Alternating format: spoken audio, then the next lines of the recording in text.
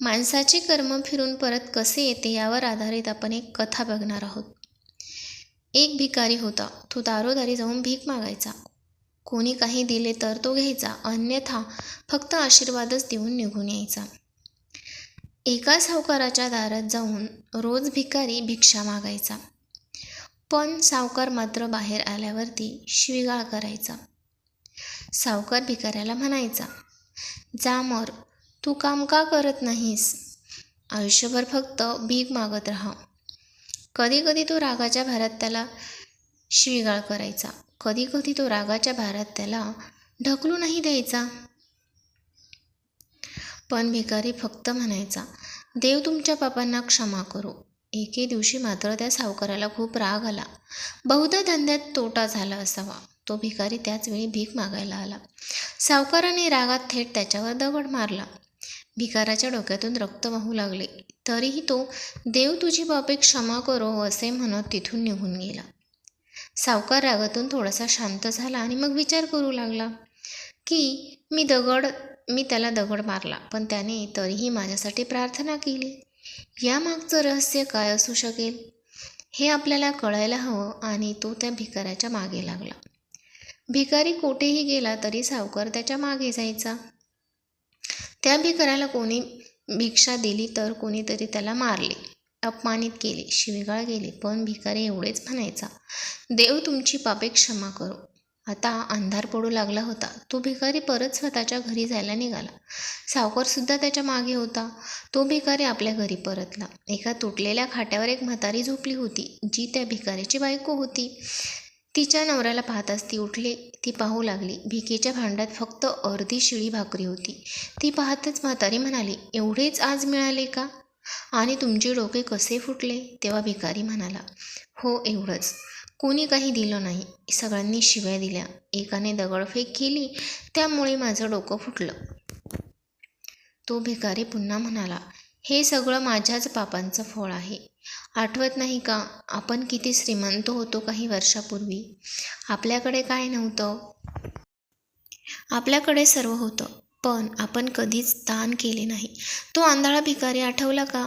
म्हातारीबाईच्या डोळ्यात अश्रू आले आणि ती म्हणाली, हो, आपण त्या आंधळ्या भिकारीची कशी चेष्टा करायचो, भाकरीच्या जागी कोरे कागद कसे टाकायचो, त्याचा अपमान कसा करायचो, त्याला मारायचो आणि कधी ढकलायचो. म्हातारी म्हणाली. तेव्हा म्हातारा म्हणला, हो, मला आठवते सगळं किती छान होतं आपलं. त्या आंधळ्या म्हाताऱ्याने जेव्हा रस्ता दाखवायला सांगितला तेव्हा कधीच मी त्याला रस्ता दाखवला नाही.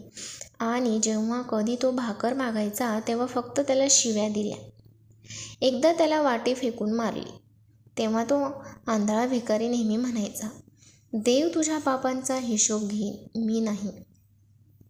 आज त्या भिकाऱ्याचा शाप आपण भोगत आहोत. आज त्याच्या शापामुळे आपली ही अवस्था आहे. म्हणून मी कुणाला शाप देत नाही. आपल्या या परिस्थिती आपण जबाबदार आहोत. माझ्यावर कोणताही त्रास झाला तरी माझ्या ओठांवर नेहमी आशीर्वादच असतो, कारण असे दिवस मला दुसऱ्या कोणाला द्यायचे नाही. म्हणून मी माझ्यावर अन्याय करणाऱ्यांसाठी देखील देवाकडे चांगलीच प्रार्थना करतो, कारण त्यांना माहीत नाही की ते कोणते पाप करत आहेत. आपण भोगले तसे दुःख दुसऱ्यालाही भोगावे लागू नये, म्हणूनच माझी अवस्था पाहून माझ्या मनातून फक्त आशीर्वाद निघतात. सावकार चुपचापपणे हे सर्व ऐकत होता.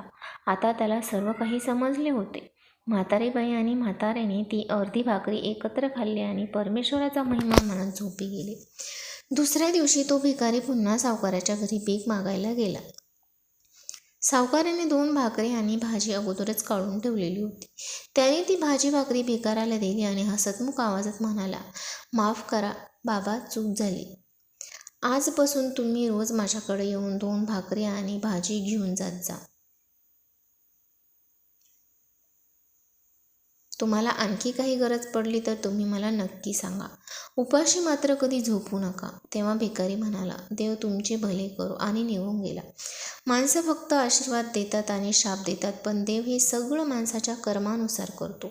म्हणून फक्त चांगले कर्म करा, कारण कर्माचा हिशोब हा कधीच कुणाला चुकत नाही.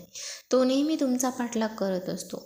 तो तुमचा हिशोब घेतल्याशिवाय कधीच तुम्हाला रीत सोडत नाही. कुणालाही कमी लेखू नका, कुणाचीही टर उडवू नका, कुणाची टिंगल करू नका, कुणाच्या गरिबीवरती हसू नका, कुणाला टोचून बोलू नका, कधी कुणाचा पाणउतारा करू नका. कारण नीतीचा पलटवार कधी होईल हे कोणाला सांगता येत नाही.